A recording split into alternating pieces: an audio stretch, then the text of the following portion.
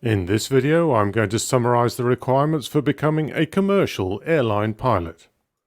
Let's start with the prospects for anyone considering a career as a pilot. The much publicized 2016 forecast by Boeing for a huge global demand for pilots in the next 2 decades persists. Even taking into account the regional variations in the figures, it is likely that Europe alone will require 80 to 90,000 new commercial pilots in the next 20 years. A common question is, what do airline pilots earn? What salaries can you expect?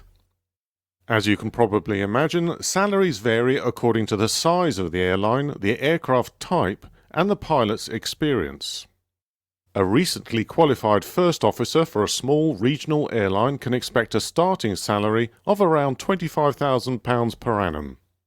Larger airlines may offer more, and the salaries will eventually increase in proportion to the experience. For example, more experienced first officers can look forward to £36,000 to £48,000 per annum. Once you've been promoted to captain, you can expect a salary of around £57,000 to £78,000 for a medium-sized airline. If your employer is one of the major operators, then salaries of between £97,000 and £140,000 or more are the industry norm. Next, a reality check. If you want to end up in the cockpit of a major airline, then there is a long road ahead. There is a great deal of study to be done and a lot of money to be spent. Once qualified, you will still need to compete with other eager young pilots for positions within airlines. And if you're still at school or college, then make sure you get 5 GCSEs and 2 A-levels, ideally in maths, English and science. And at the risk of stating the obvious, you need to be fluent in English too. The distance and the requirements may seem overwhelming at first, but like all long, hard journeys, it's persistent effort, patience, and sacrifice that leads to eventual success. One step at a time seems like a cliché, but it's true. Focus on what is in front of you on any given day. Develop the self-discipline to take steps towards your goal each week. As the months roll by, you'll be able to look back at sure and certain progress. Chocks away then, where do you start? For reasons that should be obvious, anyone wishing to fly aircraft commercially needs to be fit and healthy. You'll need to pass a Class 1 medical examination and maintain that standard throughout your career. If you have any questions or concerns about the medical certificate, then please check the CAA website at www.caa.co.uk/medical. Next, you'll need access to a big pile of money. The cost of training and the prospect of running up a huge debt can be a little daunting. Obtaining an airline transport pilot's license is likely to take up 2 years and cost over £100,000. If you or your family are unable to sponsor you, then the money will need to be borrowed. However, there are finance schemes available specifically designed for this purpose.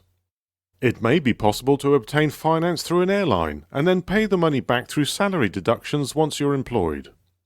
If you do self-finance, then make sure the necessary safeguards are in place to protect your money. Study the terms and conditions carefully and make sure your money is protected should the training company suddenly cease trading. Sadly, both private and commercial student pilots have learned the hard way that there are risks associated with handing over large sums of money to flying schools that go out of business weeks later. Flight training, Day 1. If you have no flying experience at all, then you can join what is called an integrated ATPL course. These are designed for ab initio students. If you're not familiar with your Latin, ab initio means from the beginning.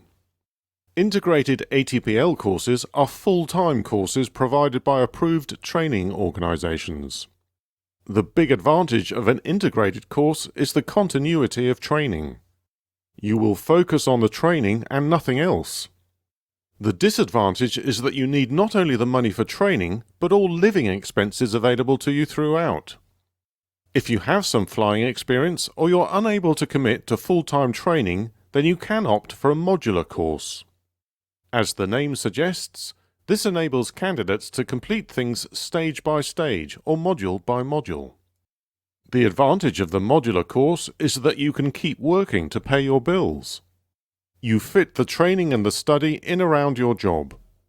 The disadvantage is the lack of continuity in training and the commitment required to juggle a full-time job with intense study and training.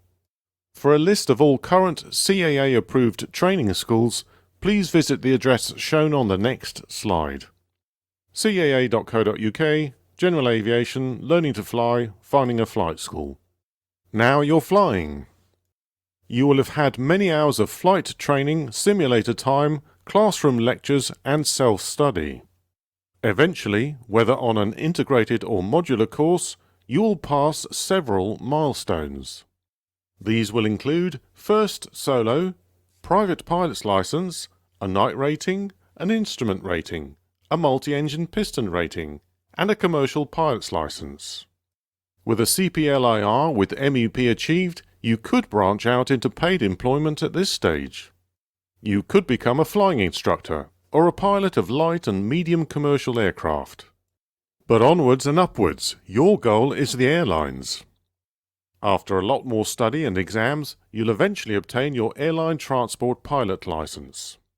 So far, so good, but the training doesn't end here either. Your ATPL is frozen, i.e. it's recognized that you've completed the theory, but you don't have enough flying experience yet.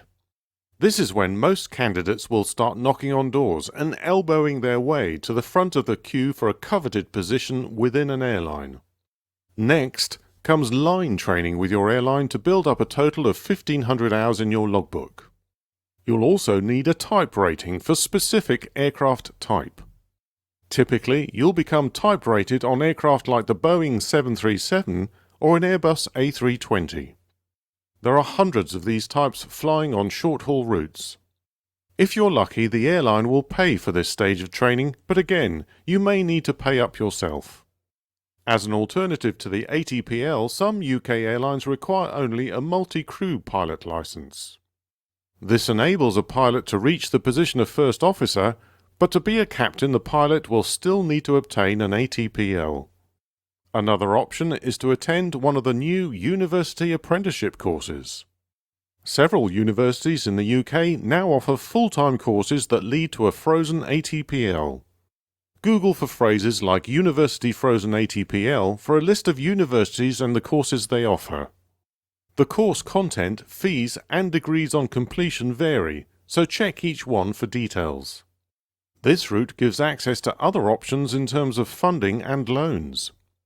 Having reached the position of first officer with an airline, you can look forward to a long and rewarding career.